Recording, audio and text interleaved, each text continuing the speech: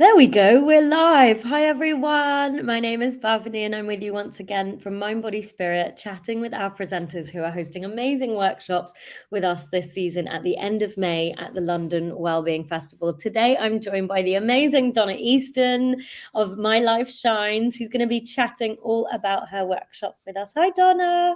Hello, you okay? Yeah, how are you? I am brilliant, thanks. I'm really good. I'm very good. Almost a long weekend, so that's always a nice one, right?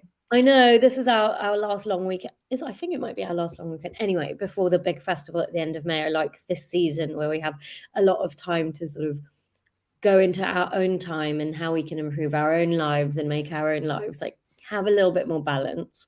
And I'm really pleased that we get to chat to you today all about the workshop that you're hosting with us. Tell us all about it. I'm very excited. Anyone that's been to Mind Body Spirit before and may have seen me talk about joy on the main stage knows that I have a system for joy. It's called the Elated System. When I've presented that on the main stage before, I've kind of whistle stopped through those steps. And so I think sometimes when we talk about those steps, there are 6 steps of the system. And when we talk about things like that in a kind of condensed amount of time, I think they can sometimes feel a little bit abstract. And so what I'm really excited about for this next festival is that actually what I get to do is I get to really drill down on some of those. So people get to experience what those steps are, and they kind of get to play with some of them and see how they fit and feel for them and try them on for size, really. That's so nice. And that's the thing, people may recognize you from our last couple of festivals where we had you as our very high vibe main stage host, and you'd be hosting much shorter versions of your workshop there. And it had such a great response that we really wanted to give you the opportunity to share it in depth with people who are also becoming familiar with what you do. So tell us a little bit more about what JOYOLOGY is, because even though it's this whole movement, many people might not have actually heard about it. Absolutely. So JOYOLOGY, when I talk about happiness, I think there's certain things that have happened in my life, in my past, in my history, that I think if you were to look at a lot of them on paper, I probably shouldn't be the happiest person in the room at all times. And I'm not always the happiest person in the room at all times. But I think basically it was kind of born during lockdown when I saw a very clear contrast between how I felt when I'd been watching the news, listening to the updates about daily death tolls and counts and all of that kind of stuff. And really grim and really dark and frightening. And I mean, there was a point when I think there was like a mum's group from my WhatsApp group, and they were talking about tanks coming down. It was just terrifying. It felt really unsafe. And I then shifted what I did and how my home looked. I'm a single mum with my daughter, and I decided I was going to shift up what energy I brought into our home for the sake of her, because I thought actually she's like, yes, things have changed for her, but she's pretty much kind of like none the wiser really in terms of what's going on outside the door. She wasn't exposed to the news, she wasn't exposed to media, she wasn't exposed to kind of these conversations that as grown-ups, as adults, we were having. And so I made this very clear shift in how I brought myself into the space every morning, into my house and my home with my daughter. And I started seeing that it was not only helping her to kind of navigate and be happier, but actually it was helping me be happier. So yes, I was aware and was keeping abreast of what was going on. Yet I was finding ways to kind of take me out of that, to like get back to my happy zone, to really remember what it is that makes me happy and joyful, to really access those bits of me that for 20 odd years I'd completely buried, hidden, and pretended just weren't there. And so yeah, it was kind of experimentation. First of all, that was kind of, it was what it was. I was doing it naturally. And then I started becoming obsessed with happiness and obsessed with joy and started studying it properly. So then going, okay, what actually chemically happens to our brains when we feel happier, what actually, all of that kind of stuff. Started working with a psychologist to kind of work through what this system looks like, and basically come up with a step-by-step system that people can use to allow happiness and joy into their lives. And now this doesn't come from a space of a lack of understanding that sometimes rubbish stuff happens to us, right? It doesn't come from a space of toxic positivity and saying, oh, just gloss over that stuff, that's all right, you know, something awful's happened, let's just whack on Madonna and we'll all be okay. Like, that's not what this is. I mean, yes, whack on Madonna, but this is about understanding that if we raise our barometer, oh, the police are coming. If we raise our barometer for happiness and raise our barometer for joy, that actually when inevitably stuff that isn't so great happens in our lives, that actually we find that we're more resilient and more bounce backable.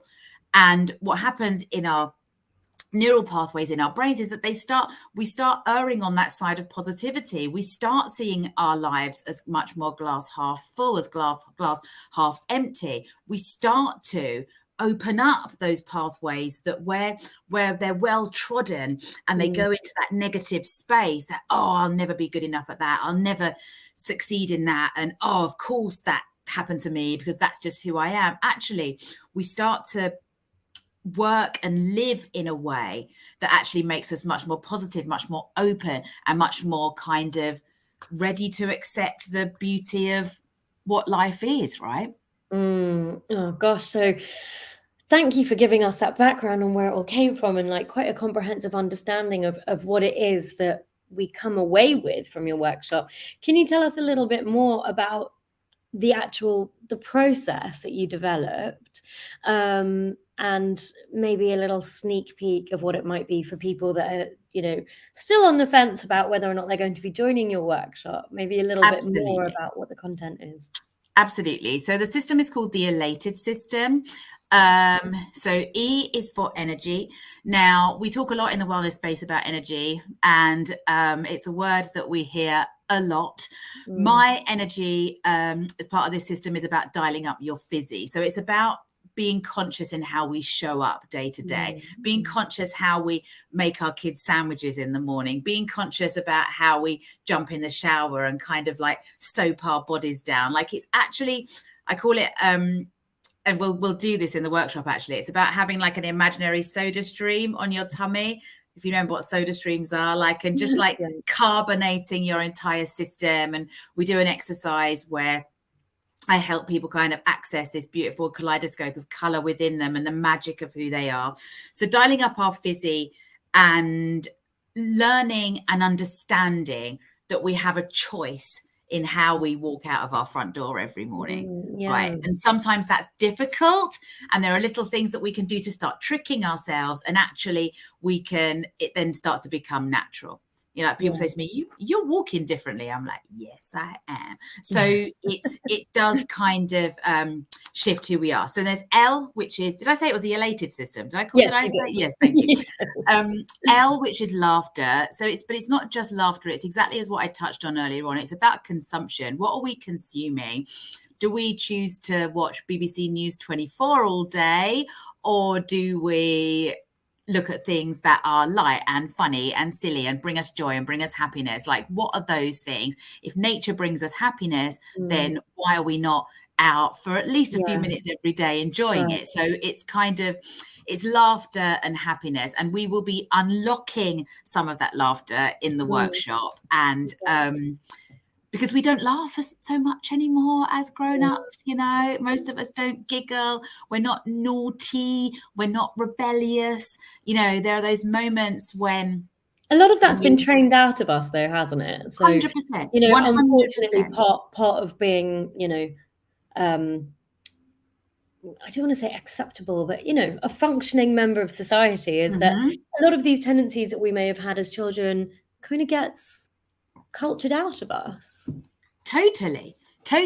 And then you actually break it down, and I mean, now we're going into like sort of how I live my life and the kind of questions I ask myself daily, which is why are we not living a life that's joyful, and we're doing things that are bringing us happiness and making us feel a bit silly. Yeah, I always talk about the when we go away for a weekend, like maybe like a stag or a hen weekend with friends, generally from like uni or school, and we have those times where we just like, we're crying with laughter, and we get on the train coming home and like our faces are hurting, and we're like, oh my God, that was just truly the best ever weekend. I've not laughed that much in about a year. And it's because we kind of strip away that adultness from us. We revert back to that teenage us before some of that beautiful stuff got adulted out of us, right? So, Donna, do you have, for some people, sadly, or maybe even not sadly, but for some people that might be such a distant memory that they're perhaps feeling like it's too alien for them to reach that space again inside themselves, or maybe they've even forgotten, physically how that felt. Do you help our community that's joining the workshop? Do you also help reach that space again, or remember that space? Or is it not about remembering that space and accessing it from where we are now? No, absolutely. There are ways that we can remember. There's kind of this nostalgia piece that we can enter into. I get this kind of, I call it like a kind of mining for diamonds within us, this kind of feeling that, what was that thing that we did when we ran in from school and we threw our school bag down and we ran upstairs? What was that thing? Like there's so much that we did when we were kids. Like, people say to me, it's really interesting you say that, because when I was little, I used to have a makeshift hospital for all of my teddies. And you're like, okay, that's nice. Then if you drill down a little bit in that, and you're like, okay, so are you still doing things as a grown-up that are sating that nurturing part of who you are? Are you still doing things as a grown-up that are, I used to stand, this is me now, I used to stand in front of the mirror and sing Diana Ross's Chain Reaction. Okay, so that's nice. Very much imagine that.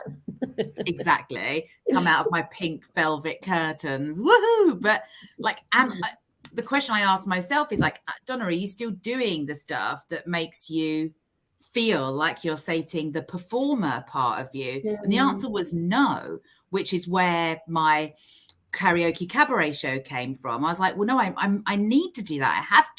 I have to please her, that child within me, right? Because she's the one that had all the dreams and hopes and the limitlessness. I think we put so many limits on ourselves as grown-ups because of financial and all of the kind of stuff, the adultness that we have on us. But actually, when we hark back to those times when we were young, we then can start to unravel some of that. So yes, and there are ways that we can do that gently. And it sounds like a really fun way to almost come across the territory of inner child healing, as well as just tapping into that joy and that self-expression that perhaps we've sort of been taught to not express. So it sounds like a really fun immersion into that and into your technique. I know you shared the E and the L, and everyone that's listening and catching up on this replay in their own time as well, you can catch the rest of the letters at Donna's workshop. Donna, do you want to do a final plug for when it's going to be and where people can join you? Absolutely. So it's going to be on the 26th of May at the gorgeous festival, and it's going to be at 11 a.m. So really excited. We're going to be getting a bit of our silly on. We're going to be getting our hands dirty, getting creative. We're going to be doing some stuff that's really going to like open up who we are, and also some very real, simple tools that people can inject into their lives to start to shift those neural pathways in their brains and start to raise their barometer for happiness and live a much, much happier life. Oh, that sounds really awesome. Thank you so much for taking the time to chat to me and our community today, and tell us all about it. Really looking forward to being there. I'm going to see if I can sneak off the festival floor and come in and just soak up some of those vibes in your workshop as well when we're there. Those of you that are watching here, you can see the link that's at the bottom. You can click through and have a look at our website as well to see more about Donna's workshop and all the amazing work she does. Thank you so much again, Donna, and thank you to everyone that's joined. Sending you lots of love. Can't wait. Bye. Bye.